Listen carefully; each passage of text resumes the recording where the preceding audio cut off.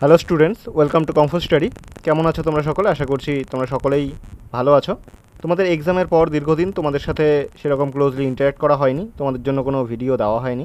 এখন থেকে তোমাদের জন্য আবারও রেগুলার ক্লাস আসবে। এএনএম জিএনএম স্টুডেন্টদের জন্য বলবো যে তোমাদের নেক্সট যে সেশন 2024-25, ঠিক আছে, 24-এ শুরু করবো আমরা, আর 25-এ তোমাদের এক্সাম কমপ্লিট হয়ে যাবে। তো সেই সেশনটা তোমাদের শুরু করব তোমাদের রেজাল্ট দেওয়ার পরে, তার আগের থেকে আমরা শুরু করতে পারছি না, ঠিক আছে।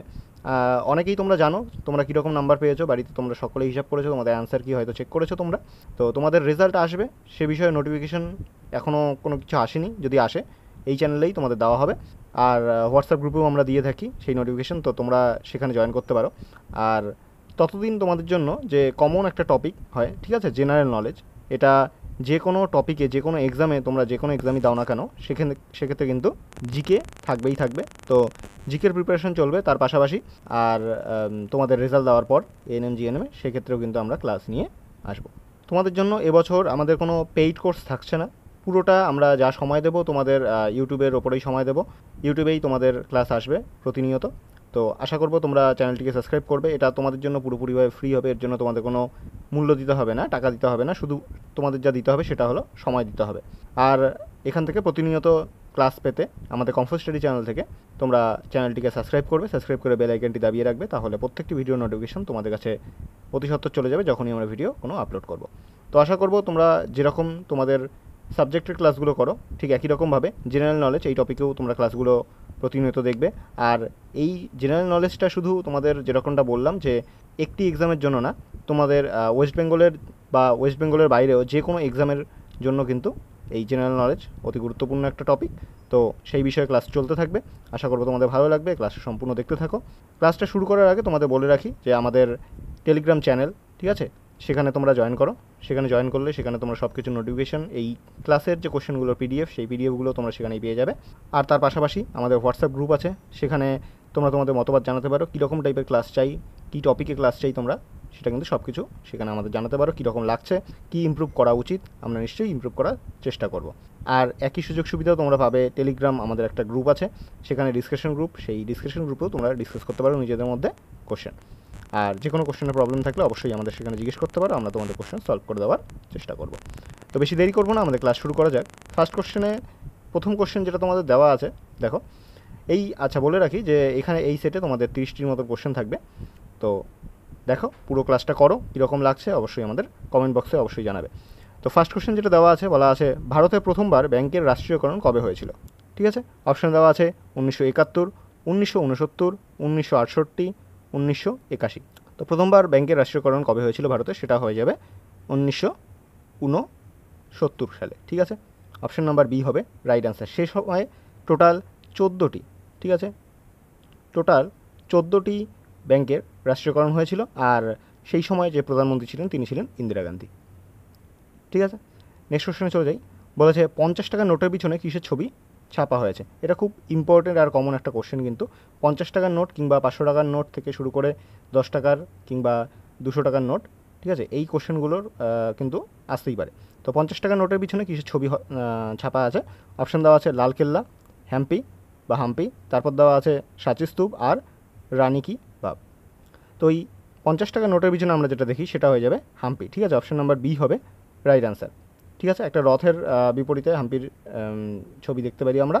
আর 500 টাকার যেটা কমন খুব কোশ্চেন, যেটা বেশি আসে, যে 500 টাকার নোটের পেছনে কিসের ছবি দেওয়া থাকে, সেক্ষেত্রে কিন্তু তোমাদের রাইট অ্যান্সার হবে লালকেল্লা, ঠিক আছে। নেক্সট কোশ্চেন বলেছে ভারতের ন্যাশনাল স্টক এক্সচেঞ্জ মুখ্যালয় কোথায় অবস্থিত। ভারতের যে ন্যাশনাল স্টক এক্সচেঞ্জ মুখ্যালয় সেটা কোথায় অবস্থিত। তো এখানে অপশান দেওয়া আছে নিউ দিল্লি, চেন্নাই, কলকাতা আর মুম্বাই। তো ন্যাশনাল স্টক এক্সচেঞ্জ যেটা আছে, ঠিক আছে, তো এটার মুখ্যালয় কোথায় অবস্থিত, এটা তোমরা সকলেই জানো, মুম্বাইয়ে এটা অবস্থিত। অপশান নাম্বার ডি হয়ে যাবে রাইট অ্যান্সার, ঠিক আছে। এটা 1992 সালে প্রতিষ্ঠিত করা হয়েছিল, অন্তর্ভুক্ত হয়েছিল 1992 সালে, ঠিক আছে, 1992 সালে। নেক্সট কোশ্চেন বলেছে কার সমাধিস্থল বীরভূমি নামে পরিচিত। এই সমাধিস্থল থেকে একটা খুব কমন কোশ্চেন যেটা, সেটা তোমাদের আসে হলো গিয়ে গান্ধীজির যে সমাধিস্থল সেটার নাম কি। সেক্ষেত্রে তোমরা কিন্তু রাইট অ্যান্সার জানো যে সেটা হয়ে যায় রাজঘাট, ঠিক আছে। তো এখানে বলেছে সমাধিস্থল বীরভূমি নামে পরিচিত। অপশান দেওয়া আছে মোরারজি দেশাই, রাজীব গান্ধী, ইন্দিরা গান্ধী আর জওহরলাল নেহরু। তো এখানকার মধ্যে তোমাদের রাইট অ্যান্সার কিন্তু হবে রাজীব গান্ধী। ঠিক আছে, রাজীব গান্ধীর সমাধিস্থল বীরভূমি নামে পরিচিত। এখানকার মোরারজি দেশাই যে আছে, মোরারজি দেশাই এনার সমাধিস্থল হলো গিয়ে অভয়ঘাট নামে পরিচিত। তারপর ইন্দিরা গান্ধী আছেন, আমরা ইন্দিরা গান্ধী হলো গিয়ে শক্তিস্থল, আমরা জানি সকলেই। আর জওহরলাল নেহরু যেটা আছে সেটা হলো গিয়ে শান্তি ভ্যান। ঠিক আছে, নেক্সট কোশ্চেন বলেছে কংগ্রেসের কোন অধিবেশনে পূর্ণ স্বরাজের দাবি ঘোষিত হয়েছে? কংগ্রেসের কোন অধিবেশনে পূর্ণ স্বরাজের দাবি ঘোষিত হয়েছে? যে কোনো এক্সামে যদি যাও এই কংগ্রেস, জাতীয় কংগ্রেস নিয়ে কিন্তু কোশ্চেন তোমাদের থাকবেই। তো এটা খুব ইম্পর্ট্যান্ট একটা টপিক। যদি তোমরা এটা নিয়ে স্পেশালি কোনো ক্লাস চাও সেক্ষেত্রেও তোমরা কিন্তু আমাদের জানাতে পারো। তোমাদের অপশন দেওয়া আছে, হয় হোয়াটসঅ্যাপ কিংবা টেলিগ্রাম ডিসকাশন গ্রুপ আছে, সেখানে তোমরা আমাদের জানাতে পারো।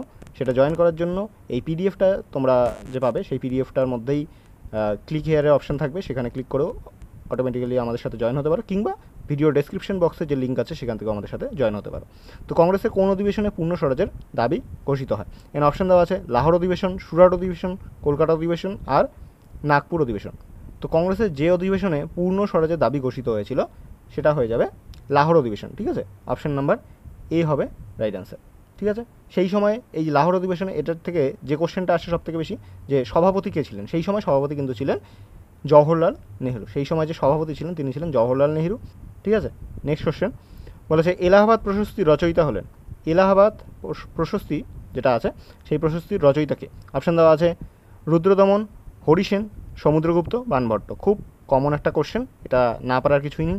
এলাহাবাদ প্রশস্তির রচয়িতা হলেন, আমরা সকলেই জানি যে হরিসেন হবে অ্যান্সার। ঠিক আছে, অপশান নাম্বার বি হয়ে যাবে রাইট অ্যান্সার।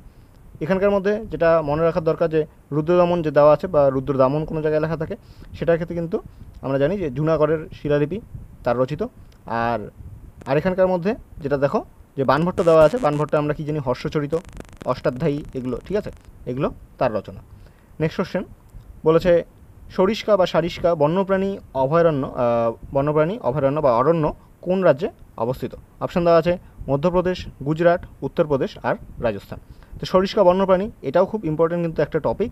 এই জাতীয় উদ্যান, তারপর অভয়ারণ্য, UNESCO world heritage site, Ramsar site, এগুলো কিন্তু খুব ইম্পর্টেন্ট টপিক।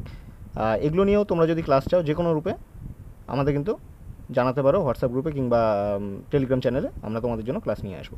তো সরিষ্কা বন্যপ্রাণী অরণ্য কোন রাজ্যে অবস্থিত? এটা তোমাদের রাইট অ্যান্সার কিন্তু হবে রাজস্থান। ঠিক আছে, এছাড়াও আমরা গুজরাটের গির, এটা আমরা জানি গুজরাটের গির খুব ফেমাস। তারপর আর যেটা দেখো উত্তরপ্রদেশের যে কথা বলেছে, উত্তরপ্রদেশের থেকে আমরা জানি যেরকম দুধ হওয়া হয়, ঠিক আছে, চম্বল হয়, এগুলো হতে পারে। মধ্যপ্রদেশের থেকে, এমপির থেকে হতে পারে যেরকম কানহা, এটা খুব ইম্পর্টেন্ট, তোমরা জানো বাঘের জন্য ফেমাস। এই যে গুজরাটের যে গির পড়লাম সেটাও বাঘের জন্য ফেমাস। ঠিক আছে, তো কানহা, পান্না হতে পারে, সাতপুরা হতে পারে, মধ্যপ্রদেশে আছে কিন্তু। ঠিক আছে, অনেকগুলো। এখানকার মধ্যে সারিষ্কা বন্যপ্রাণী অরণ্য যেটা আছে অভয়ারণ্য, সেটা হয়ে যাবে রাজস্থানে। নেক্সট কোশ্চেন বলেছে হায়দ্রাবাদ শহর কোন নদীর তীরে অবস্থিত? নদীর তীরে অবস্থিত শহর, এটাও খুব ইম্পর্টেন্ট একটা টপিক। সব ইম্পর্টেন্ট টপিক থেকে তোমাদের কোশ্চেন কিন্তু এখানে রাখা হয়েছে। কিছু কারেন্ট অ্যাফেয়ার্স, কিছু অলিম্পিকের কোশ্চেনও কিন্তু তোমাদের জন্য আছে। হায়দ্রাবাদ শহর কোন নদীর তীরে অবস্থিত? অপশন দেওয়া আছে মুসি, কৃষ্ণা, সবরমতী আর গোদাবরী। তো গোদাবরীর তীরে আমরা যে একটা শহরের নাম, যেটা খুব কমন একটা শহর, সেটা আমরা পড়েছিলাম কি নাসিক। আমরা নাসিক পড়েছিলাম কিন্তু। নাসিক শহরটি গোদাবরী নদীর তীরে অবস্থিত। এখানকার মধ্যে দেখো সবরমতী আছে, সবরমতীর তীরে আমরা যেটা দেখতে পাই আমেদাবাদ দেখতে পারি। ঠিক আছে, আর কৃষ্ণা নদীর তীরে যদি বলা যায়, তোমাদের বলা যেতে পারে বিজয়ওয়াড়া বলা যেতে পারে কৃষ্ণা নদীর তীরে। ঠিক আছে, তো হায়দ্রাবাদ যে শহরটি সেটা হয়ে যাবে মুসি নদীর তীরে। অপশন নাম্বার এ হবে রাইট অ্যান্সার। নেক্সট কোশ্চেন বলেছে ল্যান্ড অফ হোয়াইট অর্কিড কাকে বলা হয়? ল্যান্ড অফ হোয়াইট অর্কিড এটা কাকে বলা হয়? অপশন দেওয়া আছে কালিম্পং, দার্জিলিং, কোচবিহার, কার্শিয়াং। এটাও কিন্তু খুব কমন একটা কোশ্চেন আর জানা কোশ্চেন, অনেকে নাও জানতে পারো। তো ল্যান্ড অফ হোয়াইট অর্কিড বলা হয় কার্শিয়াংকে। ঠিক আছে, অপশন নাম্বার ডি হয়ে যাবে এখানে রাইট অ্যান্সার। ঠিক আছে, আর দার্জিলিংকে কী বলা হয়? কুইন অফ হিমালয়াস বা queen of hill. Next question বলেছে মধ্যযুগের কোন স্থানকে বাংলার অক্সফোর্ড বলা হয়? বাংলার অক্সফোর্ড বলা হয়, খুব ইম্পর্টেন্ট কোশ্চেন। মধ্যযুগের কোন স্থানকে বাংলার অক্সফোর্ড বলা হতো? অপশান দেওয়া আছে কলকাতা, মেদিনীপুর, নবদ্বীপ আর বোলপুর। এখানকার মধ্যে বাংলার অক্সফোর্ড বলা হতো নবদ্বীপকে কিন্তু। ঠিক আছে, অপশান নাম্বার সি হবে রাইট অ্যান্সার এখানে। নেক্সট কোশ্চেনে চলে যাই। 11 নম্বর কোশ্চেনে বলছে জয় জওয়ান জয় কিষান, এই বিখ্যাত উক্তিটি কার? অপশান দেওয়া আছে দেখো সুভাষচন্দ্র বোস, লাল বাহাদুর শাস্ত্রী, মহ ইকবাল আর রাজীব গান্ধী। এই ক্লাসটি করার সময় আমি চাইবো যে প্রত্যেকটি ক্লাসই যখন তোমরা করবে, আগেও যেরকম বলেছি তোমরা কোশ্চেনগুলো পড়বে আর ভিডিও পজ করে তোমাদের অ্যান্সার পিক করে দেখবে কতগুলো তোমাদের ঠিক হচ্ছে। আজকের সেটে 30টি কোশ্চেন আছে, 30টির মধ্যে কত তোমাদের আসছে সেটা কিন্তু তোমরা অবশ্যই কমেন্ট বক্সে জানাবে আমাদের। ঠিক আছে, এতবার করে বলছি, যদি না জানাও সেটা বৃথা হয়ে যাবে। তোমরা অবশ্যই কমেন্ট বক্সে কিন্তু জানাবে তোমাদের কটা ঠিক হলো। তো জয় জওয়ান জয় কিষান এই উক্তিটি হলো লাল বাহাদুর শাস্ত্রীর। ঠিক আছে, অপশান নাম্বার বি হয়ে যাবে রাইট আনসার। নেক্সট কোশ্চেন বলেছে কাথিয়াওয়াড় উপদ্বীপ অবস্থিত ড্যাশ রাজ্যে। কাথিয়াওয়াড় যে উপদ্বীপ আছে সেটা কোন রাজ্যে অবস্থিত? অপশান দেওয়া আছে রাজস্থান, মহারাষ্ট্র, কেরল, গুজরাট। তো কাথিয়াওয়াড় যে উপদ্বীপ আছে সেটা কোন রাজ্যে অবস্থিত? এখানকার মধ্যে দেখো কাথিয়াওয়াড় উপদ্বীপ অবস্থিত গুজরাটে। ঠিক আছে, অপশান নাম্বার ডি হবে রাইট অ্যান্সার। নেক্সট কোশ্চেন বলেছে নিচের কোন ধাতুর আকরিক অ্যাজুরাইট? তাহলে অ্যাজুরাইট কোন ধাতুর আকরিক?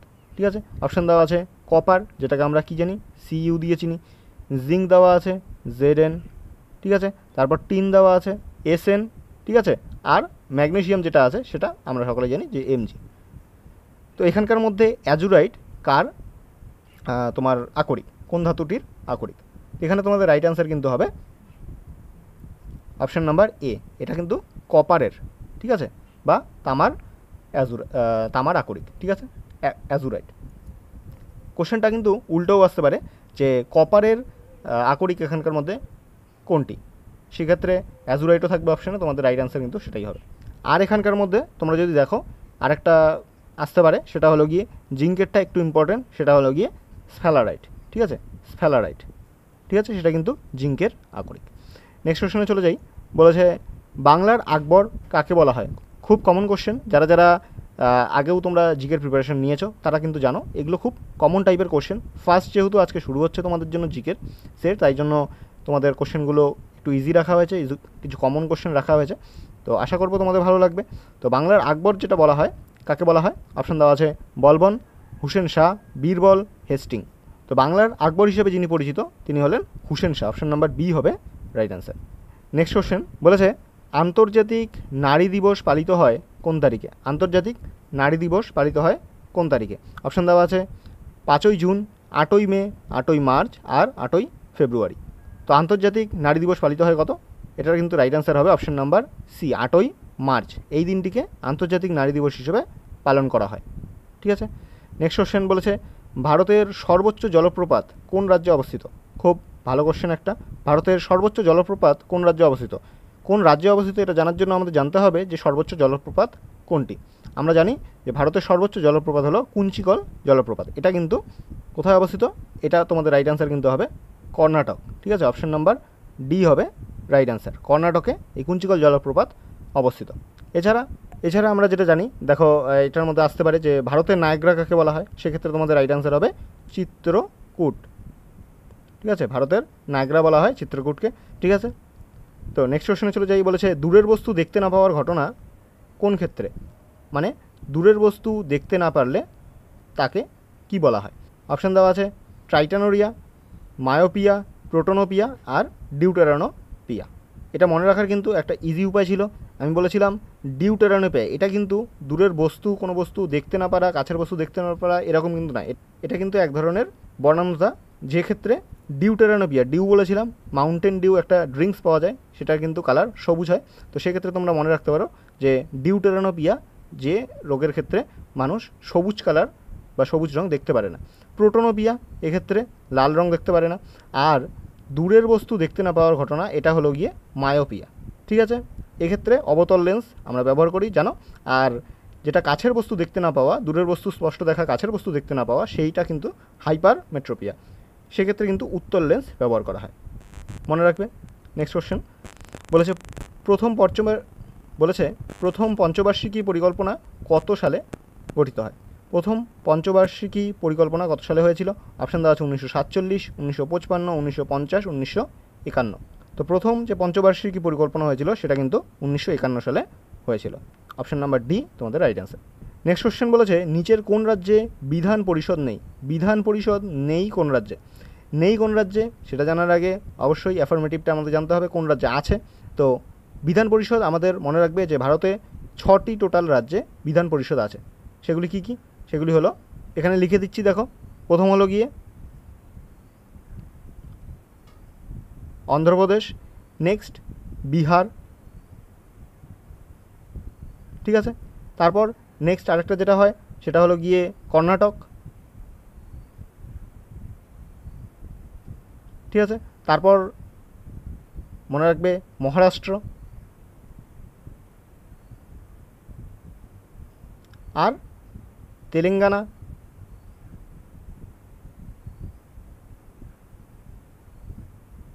ঠিক আছে, তেলেঙ্গানা। আর লাস্ট যেটা সেটা হলো গিয়ে উত্তরপ্রদেশ, উত্তরপ্রদেশ, ঠিক আছে। তো একটা হলো গিয়ে অন্ধ্রপ্রদেশ, বিহার, প্রদেশগুলো আগে মনে রাখতে পারো, অন্ধ্রপ্রদেশ আর উত্তরপ্রদেশ। তারপর মনে রাখতে পারো বিহার, আর হলো গিয়ে মহারাষ্ট্র, কর্ণাটক আর তেলেঙ্গানা। এই 6টি যে রাজ্য আছে সেখানে কিন্তু শুধুমাত্র বিধান পরিষদ আছে, ঠিক আছে। তো এখানকার মধ্যে দেখো গুজরাট, এটা কিন্তু অপশানে নেই, তো তোমাদের রাইট অ্যান্সার হবে অপশন নাম্বার এ, গুজরাটে বিধান পরিষদ নেই। নেক্সট কোশ্চেন বলেছে ভারতের কেন্দ্রীয় ব্যাংকের নাম কি?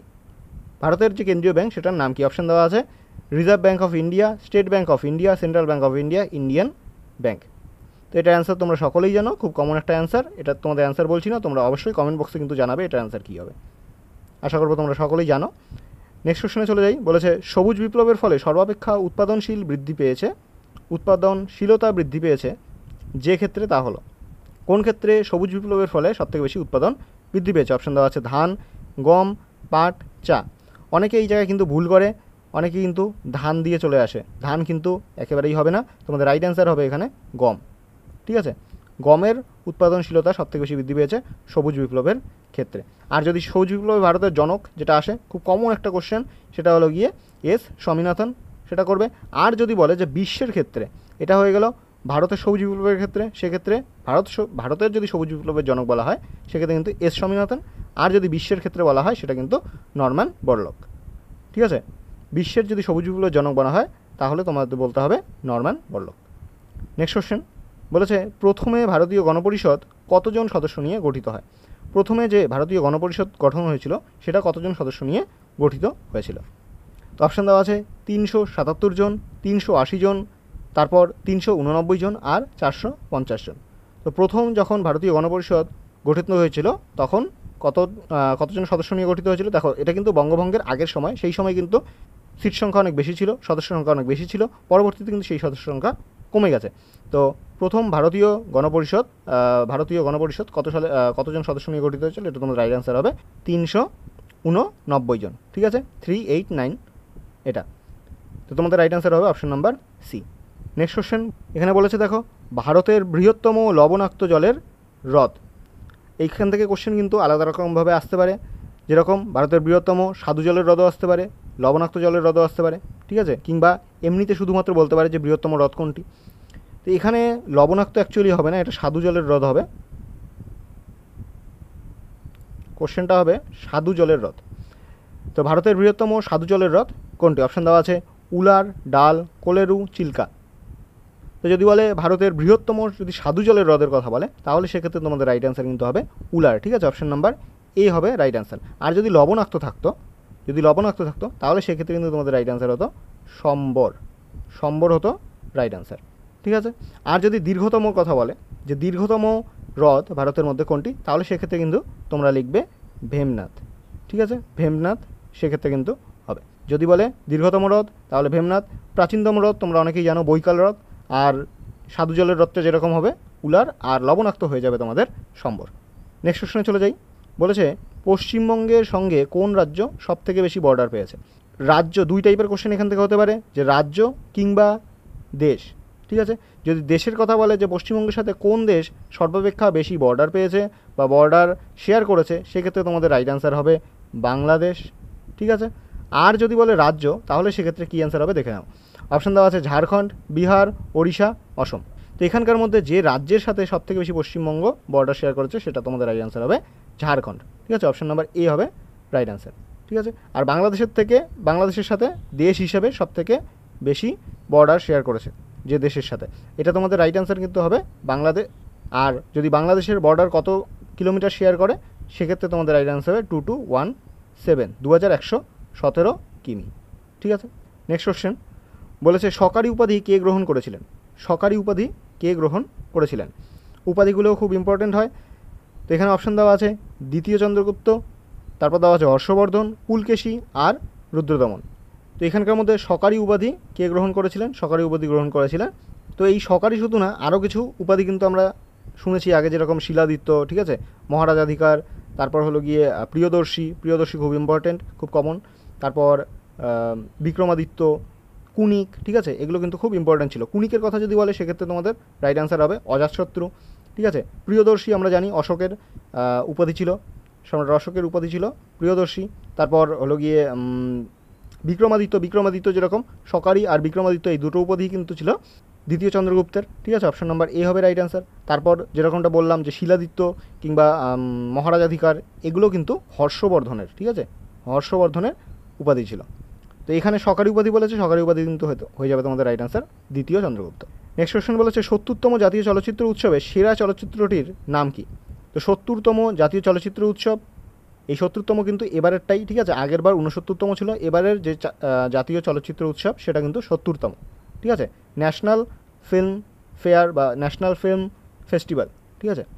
এই ৭০তম জাতীয় চলচ্চিত্র উৎসবে সেরা চলচ্চিত্র বা ইংলিশ ফর্মে লেখা থাকতে পারে যে বেস্ট ফিচার্ড ফিল্ম, ঠিক আছে, বেস্ট ফিচার্ড ফিল্ম যদি লেখা থাকে সেক্ষেত্রে তোমাদের রাইট অ্যান্সার কী হবে? দেখো অপশান দেওয়া আছে রকারটি, আতম, সুরারাই পাট্রু, তারপর দেওয়া আছে কাবেরী অন্তর্ধান।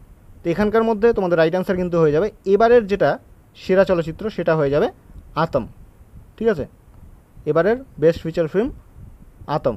আর আগের বারের যদি কথা বলি যে 69th হয়ে যাবে রকারটি, ঠিক আছে।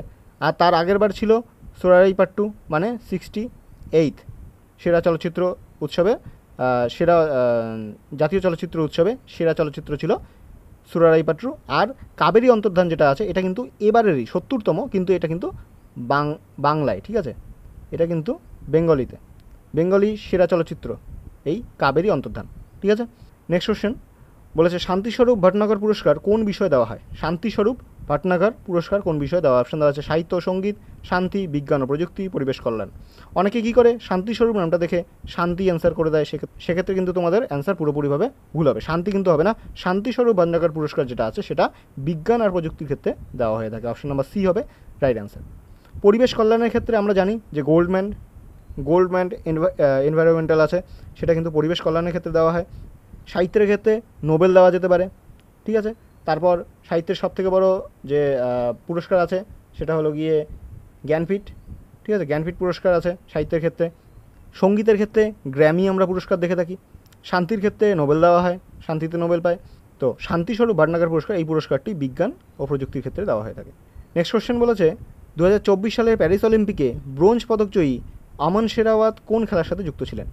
2024 সালের প্যারিস অলিম্পিক, এখান থেকেও কিন্তু কোশ্চেন আসতে পারে যে এবারের 2024-এর যে অলিম্পিকের ভেন্যু ছিল সেটা কী ছিল? সেটা ছিল প্যারিস, ঠিক আছে। আর তার আগের বার যেটা হয়েছিল যেটা হলো গিয়ে 2020 সাল, 4 বছর আগে 2020 সালে, এটা কিন্তু আমরা সামার অলিম্পিকের কথা বলছি, গ্রীষ্মকালীন অলিম্পিকের কথা বলছি। তো 2020 সালে যেটা হয়েছিল সেটা কিন্তু কোথায় হয়েছিল? সেটা হয়েছিল টোকিওতে, ঠিক আছে, টোকিও, জাপান, টোকিওতে করা হয়েছিল।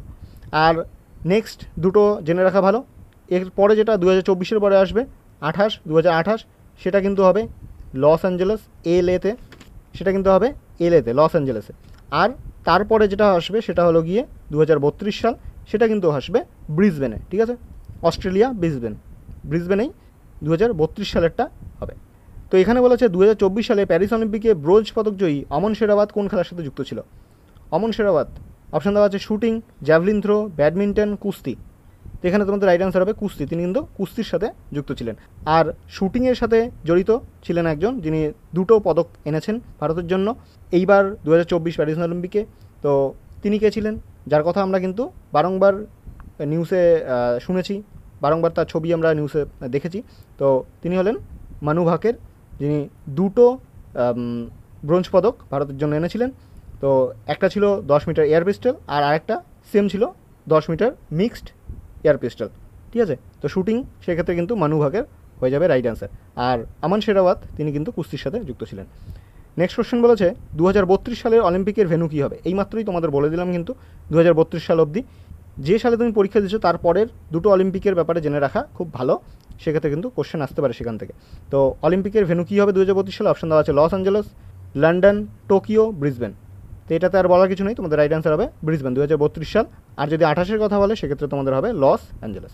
নেক্সট কোশ্চেন, আর আমাদের এই সেটের লাস্ট কোশ্চেন, একটা সায়েন্সের থেকে সুন্দর কোশ্চেন আছে। বলা আছে চক্ষুদানের সময় চোখের কোন অংশ দান করা হয়? মানুষের যে চক্ষু দান করা হয় সেক্ষেত্রে চোখের কোন অংশটি দান করা হয়? অপশান দেওয়া আছে লেন্স, কর্নিয়া, কর্নিয়া আর আইরিশ। দুবার কর্নিয়া লেখা আছে, তো একটাই ধরে নাও। তাহলে লেন্স, কর্নিয়া আর আইরিশ, এখানকার মধ্যে কোনটি চক্ষুদানের সময় দান করা হয়? তো এখানে তোমাদের রাইট অ্যান্সার কিন্তু হবে কর্নিয়া। ঠিক আছে, অপশন নম্বর বি বা সি দুটো তো একই অপশন দেওয়া আছে, তো কর্নিয়া হয়ে যাবে তোমাদের রাইট অ্যান্সার। চক্ষুদানের সময় আসলে কর্নিয়াটা দান করা হয়। তো এই ছিল তোমাদের 30টি কোশ্চেন আজকের জিকের থেকে। কেমন লাগলো তোমরা অবশ্যই কমেন্ট বক্সে জানাবে। আর যদি ভালো লেগে থাকে ভিডিওটিকে অবশ্যই এটি লাইক দেবে, শেয়ার করবে তোমাদের মতন আরও যারা যারা প্রিপারেশন নিচ্ছে তাদের কাছে। চ্যানেলটিকে সাবস্ক্রাইব করতে তোমরা ভুলবে না। পুরোপুরিভাবে ফ্রিতে তোমাদের ক্লাস দেওয়া হচ্ছে, কোনো পেইড ব্যাচ আমরা বের করিনি। তোমাদের শুধু এতটুকুই সাপোর্ট করতে হবে যে আমাদের চ্যানেলটিকে সাবস্ক্রাইব করতে হবে, সাবস্ক্রাইব করে বেল আইকনটি দাবিয়ে আমাদের পাশে থাকতে হবে। তো এইভাবেই ক্লাস করতে থাকো। আমাদের টেলিগ্রাম চ্যানেলে তোমরা জয়েন করো, সেখানে তোমরা কোশ্চেন পেয়ে যাবে। এই কোশ্চেনের যে পিডিএফগুলো সেখান থেকে তোমরা ডাউনলোড করে নিতে পারবে। আর হোয়াটসঅ্যাপ গ্রুপে তোমরা তোমাদের কোশ্চেন রাখতে পারো, কিংবা যে কোনো টপিকে যদি তোমাদের ক্লাস চাই সেটাও তোমরা আমরা সেখানে জানাতে পারো। কোনো কোশ্চেন থাকলে সেটাও তোমরা জানাতে পারো, তোমাদের কোশ্চেন সলভ করে দেওয়ার চেষ্টা করা হবে। টেলিগ্রাম গ্রুপ একটা আছে, ডিসকাশন গ্রুপ, সেই গ্রুপেও তোমরা তোমাদের মতন নিজেদের মধ্যে কোশ্চেন ডিসকাস করতে পারো, আমাদেরকে কোশ্চেন জিজ্ঞেস করতে পারো। তো আজকের ভিডিও এই পর্যন্তই। শেষ পর্যন্ত যারা যারা ভিডিওটি দেখছো তাদের জানাই থ্যাংক ইউ। চ্যানেলটিকে সাবস্ক্রাইব করতে ভুলো না, সাবস্ক্রাইব করে বেল আইকনটি দাবিয়ে দিও। ভিডিওটি ভালো লাগলে একটা লাইক করে দিও, আর কমেন্ট বক্সে অবশ্যই জানিও কতগুলো তোমাদের ঠিক হলো আর ভিডিওটি কীরকম লাগলো। তো শেষ পর্যন্ত ভিডিওটি দেখার জন্য থ্যাংক ইউ। আবারও বলছি, দেখা হচ্ছে তোমাদের সাথে পরে আরেকটি ভিডিওতে। ততদিনের জন্য বাই।